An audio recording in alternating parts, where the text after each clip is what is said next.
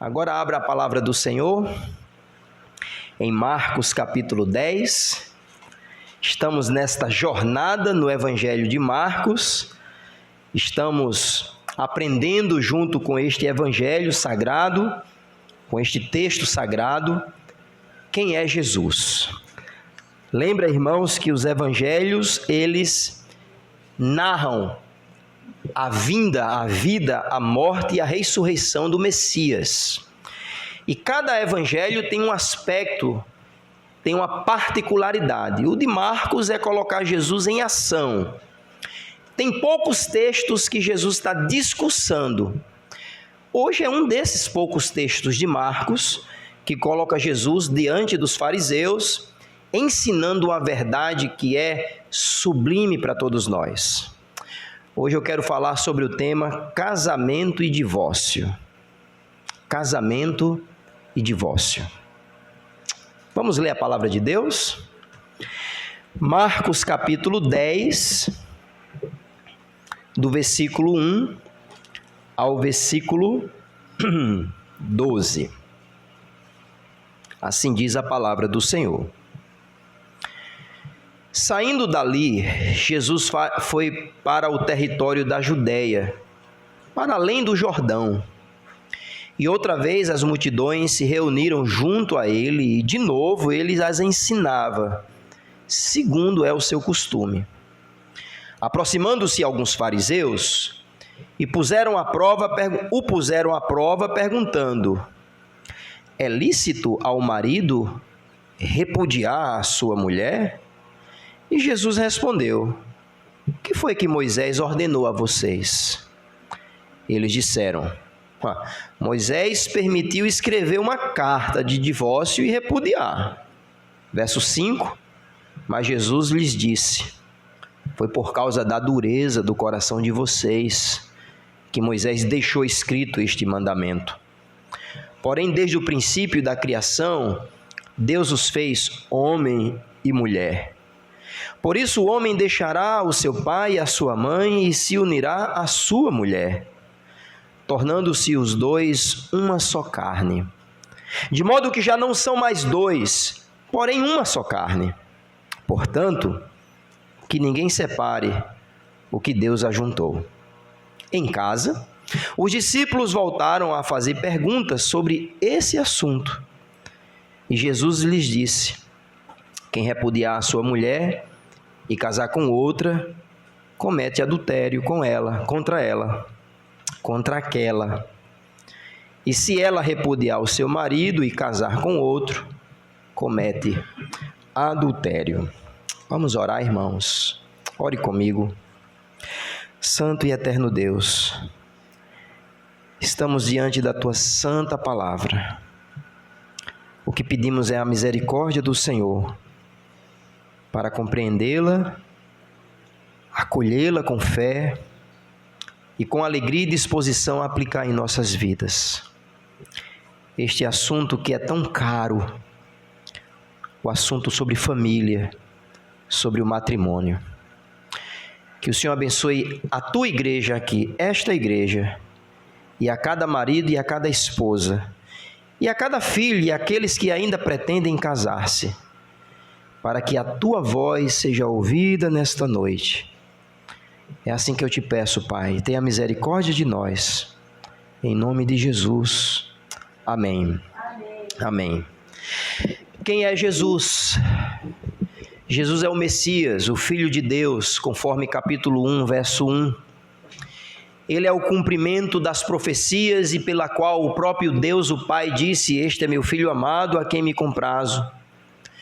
Jesus agora está regimentando um grupo de homens, treinando-os, discipulando-os para que eles continuem a missão do início da igreja.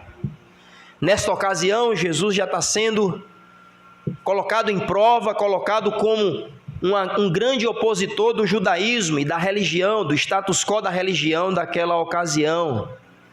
Jesus é o Senhor do sábado. Jesus tem autoridade sobre os ventos, o mar. Jesus tem autoridade sobre os demônios. Jesus agora está em seu amplo ministério.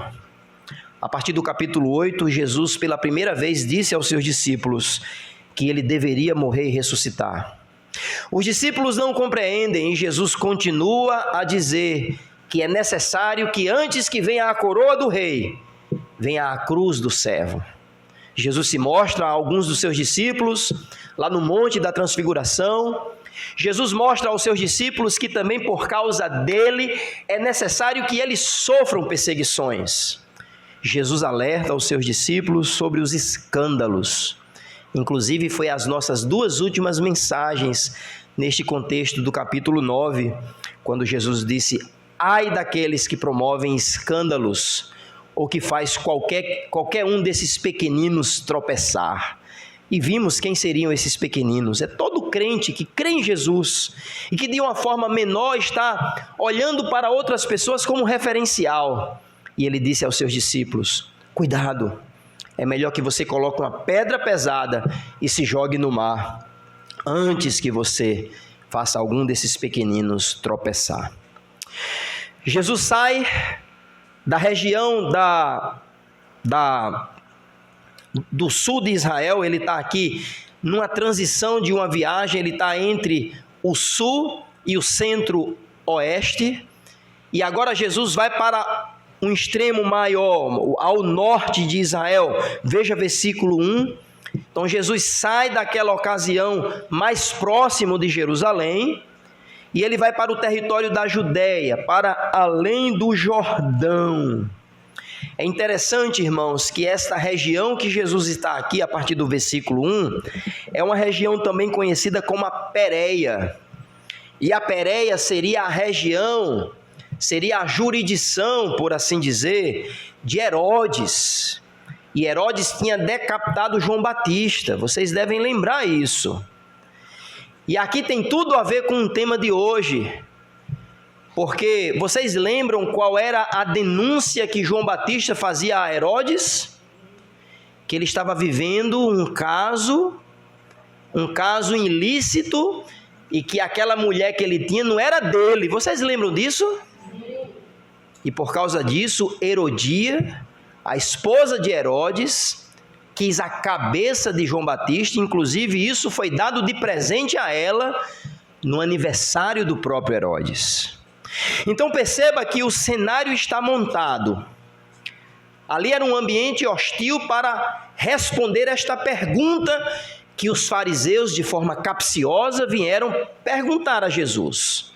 E a pergunta é clara: casamento e divórcio.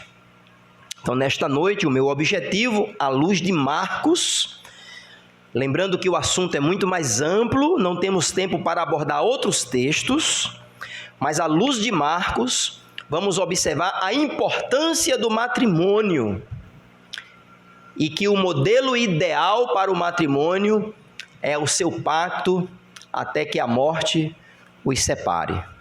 Aqueles que não levam a sério estes votos estão pecando, estão brincando contra aquele que criou o matrimônio. Então, nesta noite, o meu objetivo é esse. Acho que o texto não tem muitas complexidades. Espero não atrapalhar e a gente vai então dividindo o texto em alguns movimentos deste diálogo de Jesus com os fariseus. Então, quando Jesus chega a Pérea, esta região da além do Jordão, como de costume, ele reúne uma multidão. Veja versículo 1. E Jesus estava ensinando. Apesar de Marcos não mencionar muito, não registrar muitos discursos de Jesus, claramente era o costume de Jesus. Aonde ele chegava, ele ensinava a palavra de Deus. Lembra, irmãos, que Jesus foi conhecido também como mestre. Você lembra disso? Muitos chegaram para ele e chamaram ele de rabi, rabino, mestre. Porque ele era um mestre por excelência. Não era um mestre das escolas rabínicas da época, Shammai, Hallel, qualquer um desses mestres conhecidos. Não. Mas Jesus era o filho de Deus, a própria palavra encarnada, e ele era um mestre por excelência. Então, chegando a Pérea, logo interpelaram os fariseus. A gente já tem visto este grupo. Era um grupo de judeus Dentro do judaísmo havia aí então um grupo, uma facção. Talvez a palavra facção não seria a melhor, muito pejorativa hoje, né? Mas era um grupo, um compartimento do judaísmo, que os fariseus eram conhecidos como aqueles mais zelosos, aqueles mais separados, inclusive colocavam até regras a mais do que a Bíblia ensinava. O próprio Jesus os chamou, aqui no livro de Marcos mesmo, como sendo hipócritas. Então, mais uma vez, interpelado por este grupo, pelos fariseus, eles fazem uma pergunta. Veja versículo 2, e essa pergunta agora, no versículo 2, ela vai nortear o diálogo de Jesus com este grupo. Então, é muito importante você entender o versículo 2. O texto diz, então, mais uma vez, que eles se aproximaram, e o motivo da aproximação deles, veja versículo 2, irmãos, era para provar Jesus. O texto claramente diz que eles estavam tentando, provando Jesus. Era uma pergunta capciosa, não somente no aspecto do próprio contexto da região, a região de Herodes, a região de que João Batista perdeu a sua vida, sobretudo por causa disso também. Mas a pergunta era capciosa porque dentro das escolas rabínicas havia dois pensamentos conflitantes. Alguns mestres rabínicos diziam que o divórcio, era algo mais restrito, em cláusulas mais restritas, e havia um outro grupo, e aí os irmãos podem depois pesquisar quem são esses grupos, Halel, Shammai, enfim, é muito bem difundido isso se você pegar um bom livro de arqueologia e história bíblica, você vai ver. E outro grupo dizia que não, a pessoa poderia se separar da sua esposa por qualquer motivo. E eles baseavam-se isso por causa de Deuteronômio, capítulo 24. E aí, eu não queria que você fosse para lá agora, você bota como referência e eventualmente eu vou falar sobre esse texto. O fato é que havia um pensamento conflitante. E aí, irmãos, a motivação desses homens era colocar Jesus à prova. Agora perceba, irmãos, que no versículo 2, quando eles dizem assim, é lícito ao marido repudiar a sua mulher, eu quero destacar essa palavra lícito, porque essa palavra lícito traz a ideia de algo que é permitido, não necessariamente moralmente aceitável ou até mesmo biblicamente conceituado, mas é algo que é lícito, ou seja, é algo que é permitido, é algo que é legal. Deixa eu tentar exemplificar.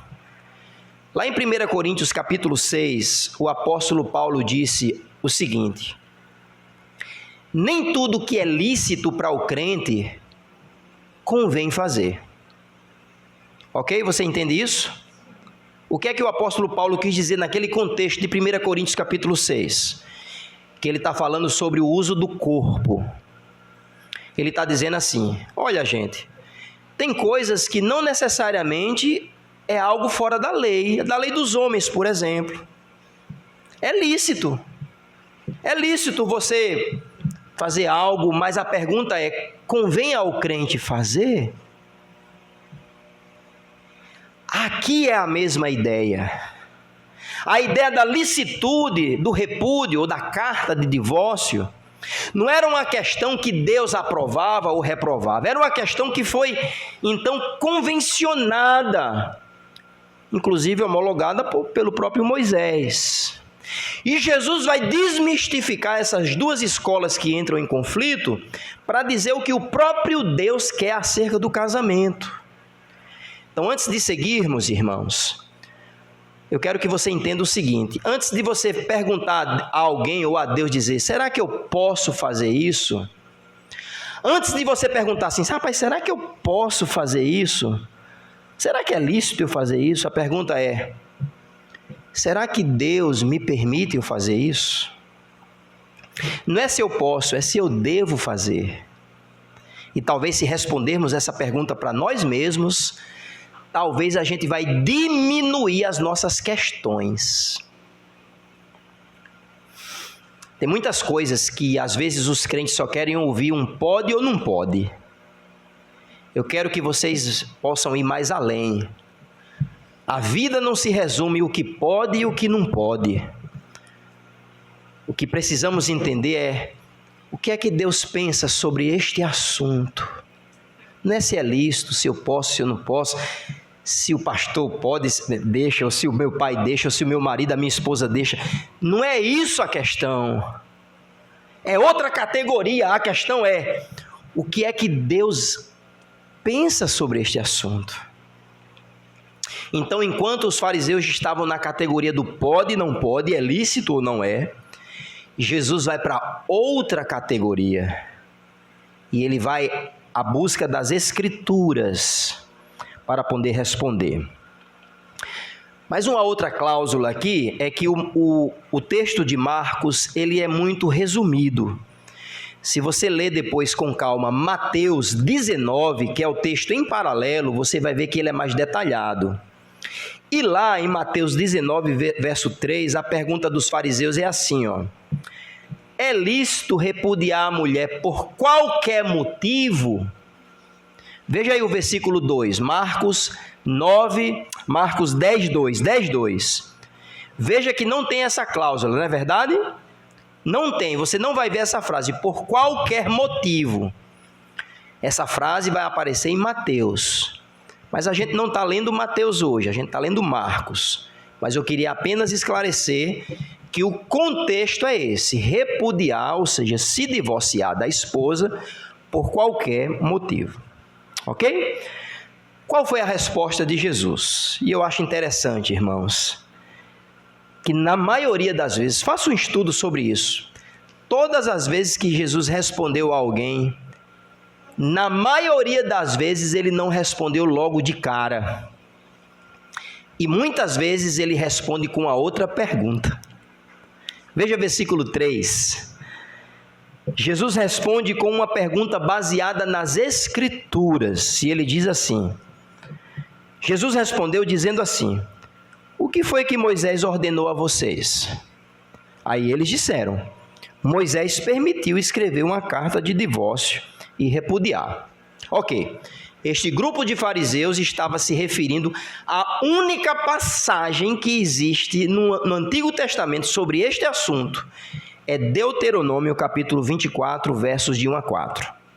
Não queria que você fosse para lá, se você quiser tudo bem, vá, mas não é o nosso alvo de estudo. Mas o fato é que Moisés disse à congregação de Israel que o homem poderia lavrar uma carta de divórcio e quebrar então aquele pacto nupcial. É interessante que lá no texto de Deuteronômio capítulo 24, verso de 1 a 4, diz que aquela mulher casando-se com outro e aquele outro morrer, o que repudiou ela pela primeira vez não poderia de novo contrair núpcias com ela. E é interessante que essa questão aqui não aparece no texto. A pergunta é: pode ou não pode? Como se reduzisse apenas à permissão que Moisés deu lá em Deuteronômio. Aí Jesus, irmãos, vai responder dizendo o seguinte, após a resposta deles, que foi uma resposta certa, porém técnica. Não havia uma interpretação correta do espírito da lei, conforme diz o próprio texto de Gênesis a Deuteronômio, os 5 livros da lei. Jesus, então, no versículo 5, Jesus diz assim, atenção, irmãos, ao versículo 5. Foi por causa da dureza do coração de vocês que Moisés deixou escrito este mandamento. Então perceba, irmãos, eles pegam uma cláusula onde Moisés estava regulamentando situações que o texto não abrange o coração dos pecadores ali, e Jesus, como se dissesse, vocês pegam esse pequeno trecho que vocês estão certos, mas vocês erram quando vocês não ampliam o significado do casamento. Porque Moisés permitiu, não é que ele regulamentou isso como uma norma, mas foi uma permissão, se tornou lícito na lei. Lembra, nem tudo que é lícito convém o crente a fazer, mas ele deixou isso como uma licitude para que os judeus pudessem fazer. Mas eu vou dizer a vocês o motivo. Veja, irmãos, versículo 5. Por causa de quê? Da dureza do coração. Então, eu quero que você pegue esta frase de 2 palavras: dureza do coração. Não é essa frase construída, essa pequena frase. O motivo do divórcio não é outro, irmãos, senão por causa da dureza do coração. Aqui Jesus não está indo nem para uma escola e nem para outra. Aqui Jesus está desvendando o real significado do casamento. Quando eu digo desvendando, não é que era algo oculto, mas que é por causa do legalismo dos fariseus. Na pergunta se pode ou não pode, Jesus vai mais a fundo. Sim, foi permitido. Foi colocado algo como lícito, mas não é o ideal. O divórcio foi permitido por causa da dureza do coração. Após Jesus responder, Jesus agora vai dar o caminho para o entendimento da importância do matrimônio. Veja comigo agora a partir do versículo 6 a 9. E aí Jesus vai usar a escritura, irmãos. Olha como isso é importante. Jesus vai usar a Bíblia para poder responder aos fariseus. Versículo 6, porém desde o princípio da criação, Deus os fez homem e mulher. Vocês são duros de coração, então Moisés colocou esta cláusula de licitude.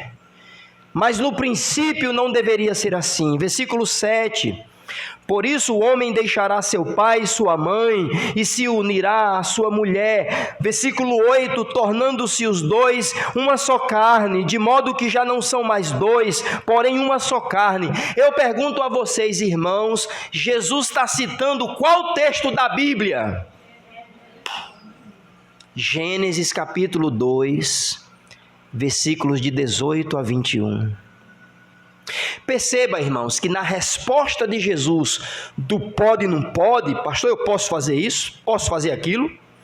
A pergunta antes é: o que é que a Bíblia diz sobre este assunto? Vamos investigar o que a Escritura diz e não ficar na periferia dos assuntos, porque às vezes a periferia dos assuntos esconde o que está dentro do nosso coração.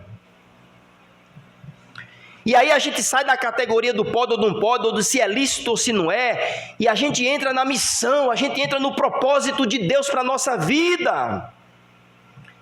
E aí Jesus penetra a esta atmosfera do princípio, de Gênesis. Irmãos, isso é tão importante. Jesus está colocando de lado a categoria do pode, não pode, do lícito, mas não convém, para o aspecto de o que é que Deus pensa sobre este assunto. E o que é que Deus pensa sobre esse assunto? Que o casamento é indissolúvel. O casamento é consagrado porque foi feito por Ele mesmo. Ele é monogâmico, ele é hétero, ele é pactual. Tudo está contido aqui. Desde o princípio, quando Deus fez homem e mulher, isso mostra que essa união deveria ser hétera. A palavra hétero significa lados opostos. Então, homem e mulher. Não há espaço, irmãos, para outro tipo de união. Fora isso, homem e mulher é perversidade, é pecado, é promiscuidade. Homem com homem, mulher com mulher, homem com bicho, ou seja lá o que for hoje em dia. Isso é perversão. É duro, mas é bíblico. Pequeno parêntese, irmãos. Para a vergonha dos evangélicos, existem igrejas hoje chancelando a cultura do acolhimento a todo custo. pode vir para cá. Se você é casal, homem com homem, mulher com mulher, pode vir que aqui somos acolhedores. Irmãos, eu não estou pregando odiar pessoas que pensam e estão nesse pecado. Por favor, irmãos, não podemos odiá-los, mas temos que denunciar o pecado. O que é pecado, para que haja arrependimento, perdão, transformação de vida. O casamento é hétero.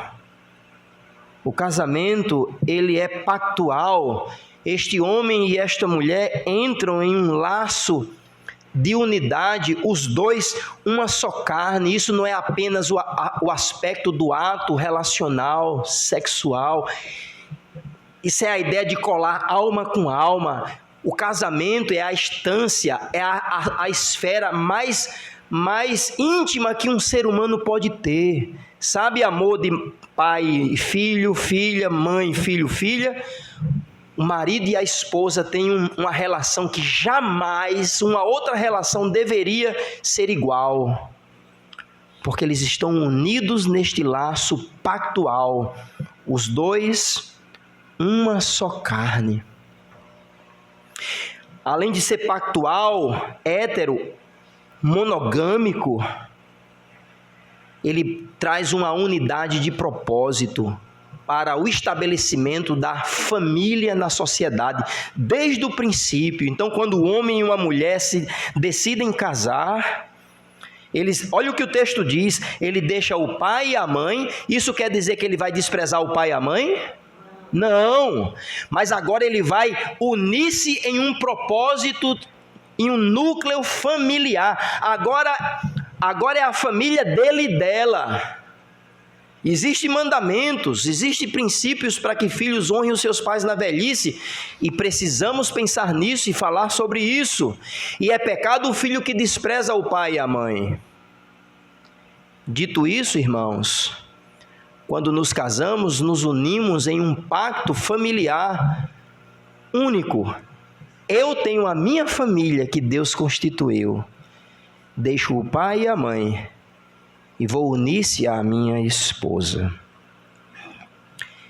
E diante desse fato, de que Jesus está usando a Escritura para responder os fariseus, a Escritura está entrando em contradição, pastor? Claro que não, porque Jesus já respondeu. Moisés deixou a licitude deste mandamento por causa da dureza do coração.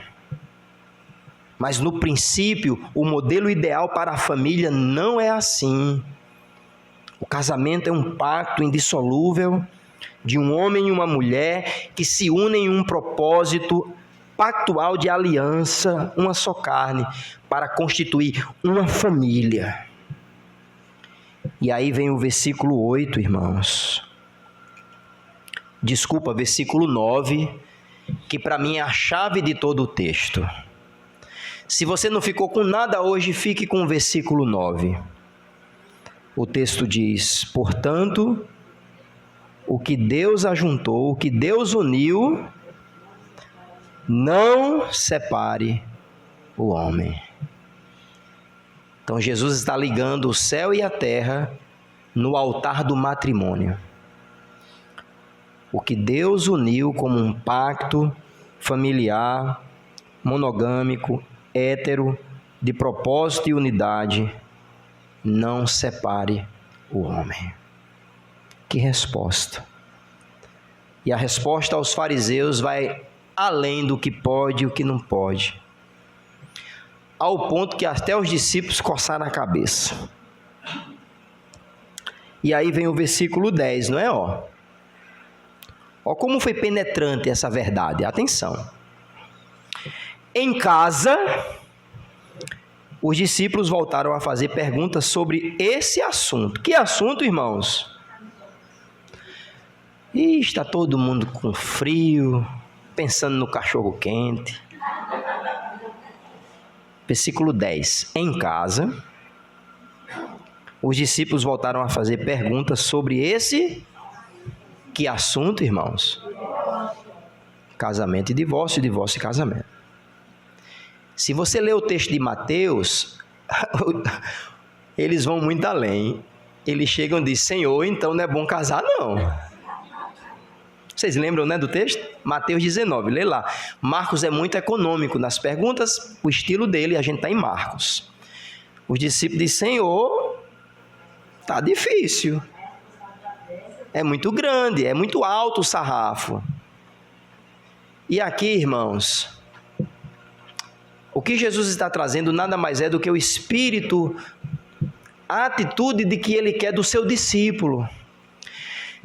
Vem cá, quem são esses que chegaram em casa e perguntaram a Jesus? O texto não diz, mas por uma inferência, por uma conclusão óbvia, são os mais chegados, que ele está em casa agora. Os apóstolos eram casados, irmãos. Abrir outro parêntese, essa historinha, né, tradicional da Igreja Católica, com todo respeito ao católico, mas dizer que os seus sacerdotes não podem casar, porque isso não é bíblico, não. Ora, Pedro, inclusive, amava a sua sogra, ao ponto de pedir a Jesus para que Jesus fosse lá acudi-la no momento de enfermidade. Você lembra disso? Sim. Vamos parar de fazer piada com sogra. Porque Pedro amava a sua sogra. Amém? Amém. Foi meio fraco. Vamos parar de fazer piada com sogra. É uma bênção, irmãos. Ei, Daniel, por favor. Né? Hoje de manhã eu levei uma bronca por causa de você. Foi por causa de eu que comecei.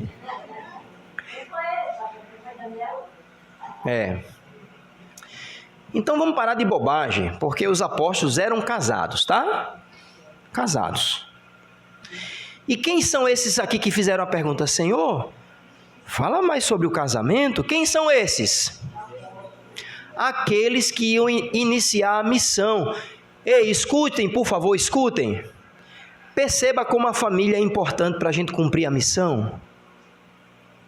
Irmãos crentes em Jesus Cristo, ame a sua família de todo o coração. Quando uma família se desfaz, arranha a missão, danifica o propósito inicial e somos considerados como mau testemunhos. Ah, pastor, mas isso hoje em dia o mundo acha normal, mas Deus não acha. Por isso que Jesus está dando ênfase a este assunto. Por isso que aparece em Mateus, Marcos e Lucas. Por isso que Jesus achou, o texto acha importante dizer que os discípulos chegaram em casa e perguntaram com mais detalhes: Senhor, nos explica mais sobre isso. A importância do assunto. Então Jesus, a dirimir o questionamento não mais dos fariseus, que queriam apenas pegá-lo em alguma contradição, agora ele vai responder aos seus discípulos com mais detalhes, e inclusive Mateus ainda vai dar mais detalhes, mas eu vou me restringir a Marcos. Versículo 11 e 12. Jesus disse: quem repudiar sua mulher e casar com outra, comete adultério contra ela, e se ela repudiar o seu marido e casar com outro, comete adultério.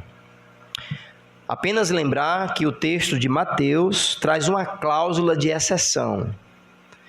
E na cláusula de exceção seria por ato sexual ilícito. Ok? Não vou para Mateus, mas vocês podem depois ler Mateus 19, verso 9, imoralidade sexual. Existe outra cláusula de exceção, que quem vai escrever é o apóstolo Paulo, em 1 Coríntios, capítulo 7. Quando diz que quando um cônjuge tem a mulher descrente, né, marido ou mulher descrente, se ele quiser ou abandonar, então que ela viva em paz em relação a isso, porque ela não tem condição de segurar o seu casamento. Precisaria ir para o texto, mas Paulo acrescenta esta cláusula, obviamente inspirado pelo Espírito Santo. Existe aí uma abrangência sobre essas cláusulas, do permitir um divórcio, não somente pelo abandono, mas hoje em dia, e eu acredito que isso é correto, no princípio do abandono, quando aquele casamento causa risco ao cônjuge. Às vezes o marido não abandona o seu cônjuge, mas bate no seu cônjuge. Ou o marido ou a esposa, que eu tenho visto que mulher tem batido em homem também. Mas é mais as mulheres que sofrem, não é verdade? Ou eu estou falando errado? Mulher sofre, irmãos. Ah, pastor, isso é negócio de... Não. Mulher sofre, tem caba que dá na mulher. Covarde. Me perdoe a palavra forte. Covardia você bater na sua esposa, além de ser um pecado grave. E aí, tem se aplicado 1 Coríntios capítulo 7, quando Paulo vai dizer que o abandono faz com que a mulher ou o marido fiquem em paz, alguém que quebrou a aliança por meio desse risco de talvez matar alguém. Então a Bíblia dá cláusulas do divórcio. E uma dessas cláusulas, que não está tratado em Marcos, é justamente a questão do ato sexual ilícito. Mas isso, irmãos, não é o ideal. Quando Jesus diz aí no versículo 11 e 12, quem repudiar sua mulher e casar adultera e vice-versa, o que Jesus está dizendo é que este laço, esta aliança, ela é pactual diante de Deus. E aí eu quero que os irmãos lembrem a questão da dureza do coração. Não é fácil a vida conjugal. A gente tem trabalhado isso esses anos com os casais aqui. Mas é o caminho que Deus trabalha na nossa vida. Então, depois de Jesus falar sobre o casamento e o divórcio, aqui ele não cita a cláusula. Eu citando Mateus e 1 Coríntios 7.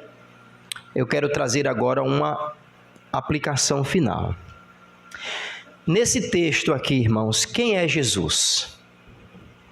Nesse texto sobre família e divórcio.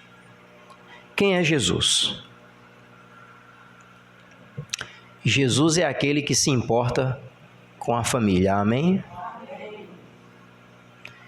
Porque Jesus sabe que quem criou a família não foi o homem. A invenção, entre aspas, a instituição familiar foi criada por quem? Assim disse Deus no princípio. Criei o homem e a mulher para se juntar num propósito matrimonial, tornando-se eles dois uma só carne. E Jesus acrescenta: o que Deus uniu, não separe o homem. Jesus se importa com um projeto que foi feito por Deus e que abençoa a sociedade até hoje. Quando esse projeto é danificado, quando esse projeto é alterado, há muito prejuízo e dor, irmãos.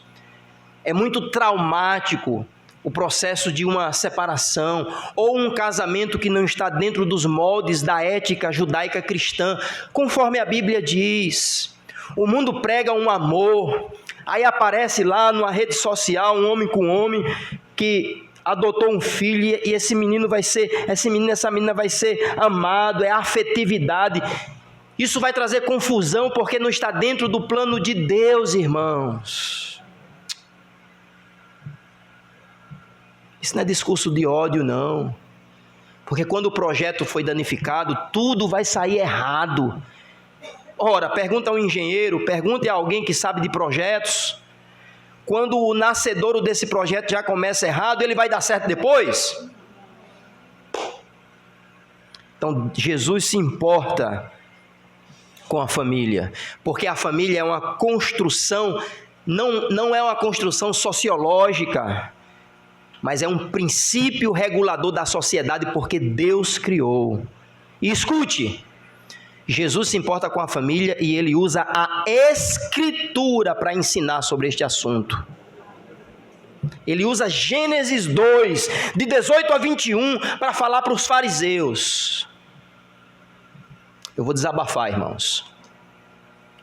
Como eu fico triste quando às vezes um casal está passando por conflito E graças a Deus eles nos procuram, talvez certamente porque confia, mas antes de procurar, procurou psicólogo, procurou terapeuta, procurou esse, aquele outro. Eu sei que eu não sou estudado, eu sei que um terapeuta, um psicólogo deve ter seus doutorados, é verdade. Mas eu estou mostrando a você na Bíblia que quando Jesus foi falar sobre o casamento, ele usou quem? A própria Bíblia. E a própria Bíblia tem os fundamentos necessários para um casamento que glorifica ao Senhor. Amém? Amém. Se você vai procurar um outro conselheiro, que não seja eu como seu pastor, talvez porque não confia em mim, ou talvez que me acha debilitado em relação a isso, débil, fraco, tá certo. Procure outra pessoa que conhece a Bíblia e vai lhe ensinar a Bíblia. Mas não venha com historinha de psicólogo ou terapeuta, não. Porque Jesus não ensinou isso. Ele ensinou a Bíblia para falar sobre o casamento.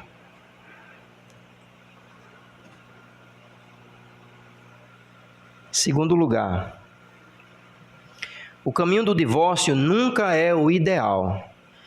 Há cláusulas de exceções? Vou perguntar de novo. Para o divórcio, há cláusulas de exceções? Sim, a Bíblia diz. Mas, a priori, sempre o caminho da humildade, da reconciliação, do perdão, é o caminho que Deus abençoa. Amém? Eu usei um exemplo negativo de um homem, um canastrão, que se apoderava da sua mulher, que abusava da sua esposa e dos seus filhos. Mas eu já vi muito casamento se reconciliar por meio de arrependimento genuíno e a palavra. E depois eles se tornarem tão fortes, irmãos, que se tornaram referência na igreja. Então o caminho para um conflito conjugal sempre é o perdão, o pedir perdão, a reconciliação. É fácil, pastor? Não, não é.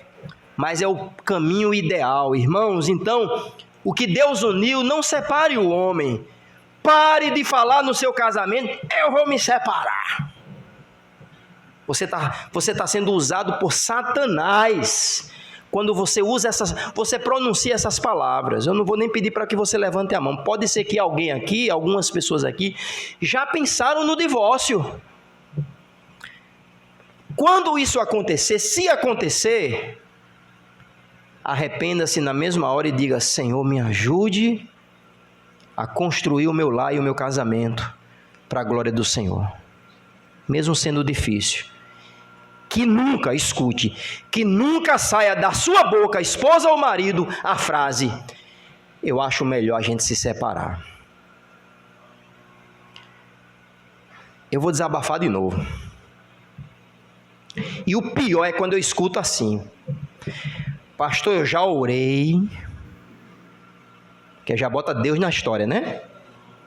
Olha, Deus não tem nada a ver com essa sua história, viu? Eu já orei e já entendi que é melhor pedir a separação. Aí o versículo diz: o que Deus uniu, não separe o homem. Não estou dizendo que não tem cláusulas de exceção, mas aquela pessoa está ali nitidamente que não tem nenhum tipo de cláusulas bíblicas de exceção, mas ela diz: eu já orei, estou em paz.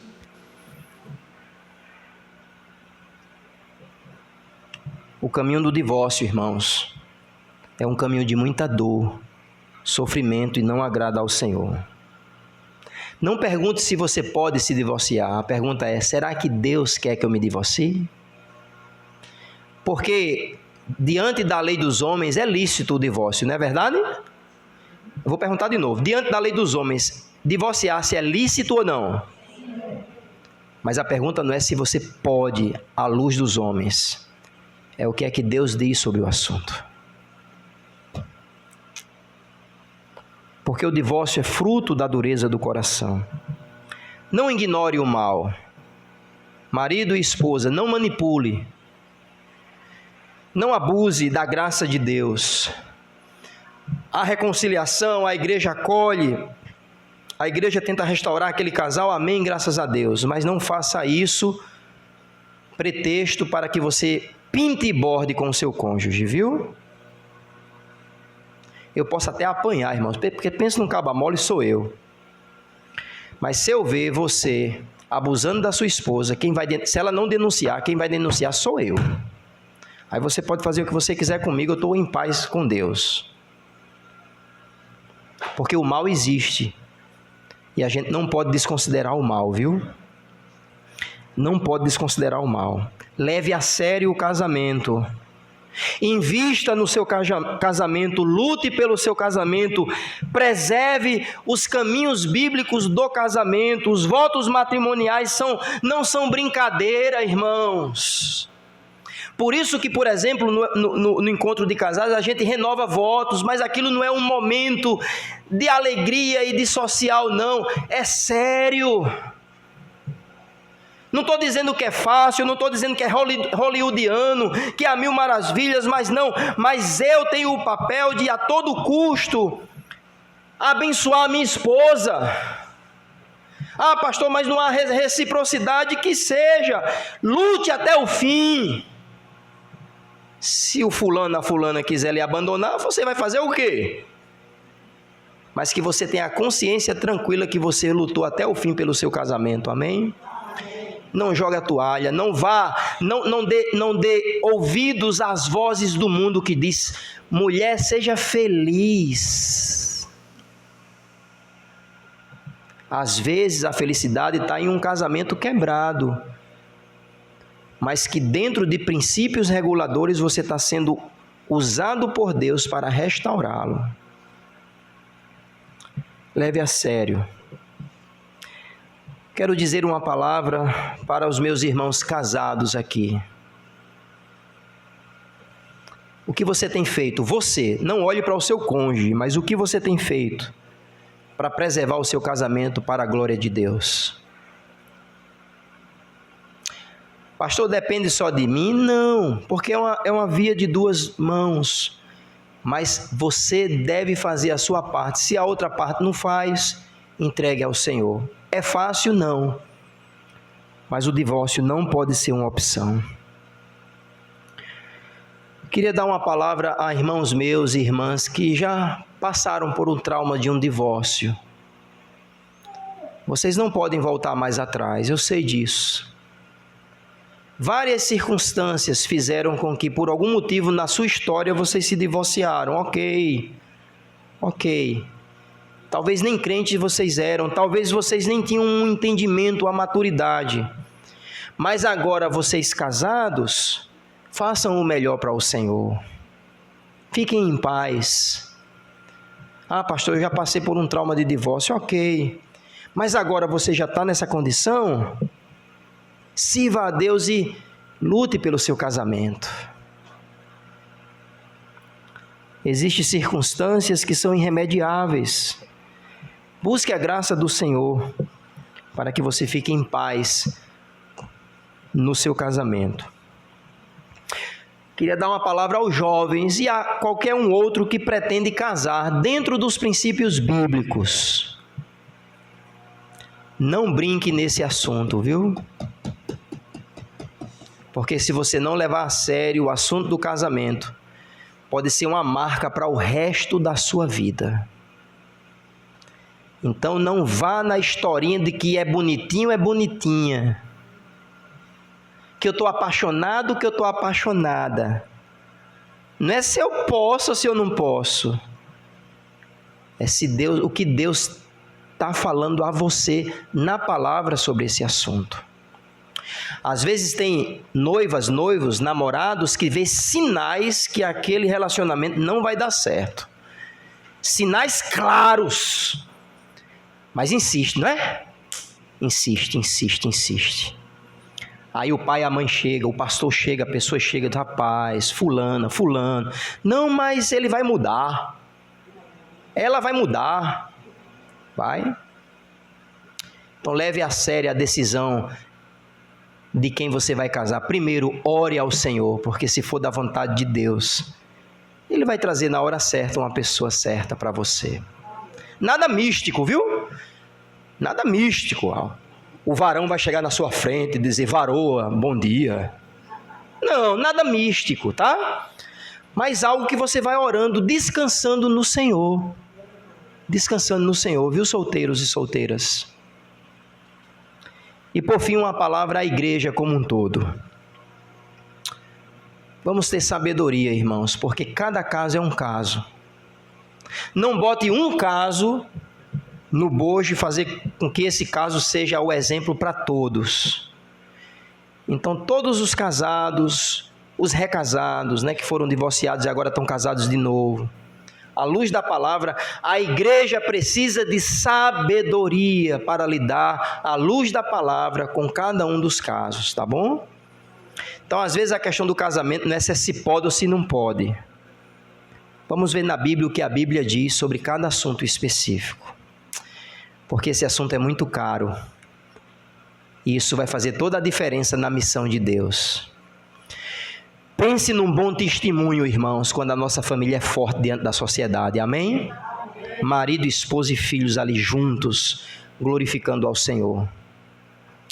Pense no mau testemunho e quando Satanás fica feliz, é quando ele consegue destruir um lar. Ele consegue trazer um divórcio. Ele consegue separar aquilo que Deus uniu. Isso traz um mau testemunho e um desagravo ao Evangelho de Jesus Cristo. Vamos orar. Obrigado, Senhor, por Tua palavra, pois muitas outras coisas poderiam ser ditas sobre esse assunto que é vasto e claro na Escritura. Porém, entendendo aqui, à luz desse texto de Marcos, a importância do casamento e de que Deus coloca o divórcio como algo não ideal. Então eu peço a Deus que o Senhor nos ajude, como famílias, como marido, como esposa, como aspirantes ao casamento, todos que aqui estão, possam buscar na sabedoria que vem do alto, através da Tua palavra, sobre esse assunto que é caro aos Teus olhos, e que tem tudo a ver com a missão do Messias, porque quando Ele explicou isso aos discípulos, Ele sabia que eles, junto com as esposas e as famílias deles, seriam chave para o início da igreja. Eu sei que hoje em dia o casamento, Senhor, tem sido banalizado. Hoje em dia é um contrato social.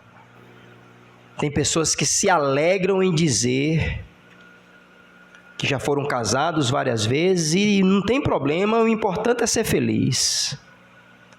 Mas não é isso que a Tua palavra diz. Então, se hoje à noite alguém veio aqui com dificuldades no seu casamento, possa entender que a raiz de toda dificuldade é a dureza do coração. Seja de um lado, seja do outro, seja dos dois. E que esses corações, diante da graça, da cruz de Cristo, Teu Filho, possam buscar reconciliação, arrependimento e perdão, para que este casamento seja restaurado. Peço por nós, ó Deus, que venhamos a nos fortalecer em amor, neste laço pactual que a Tua palavra diz que é um projeto Teu, não do homem.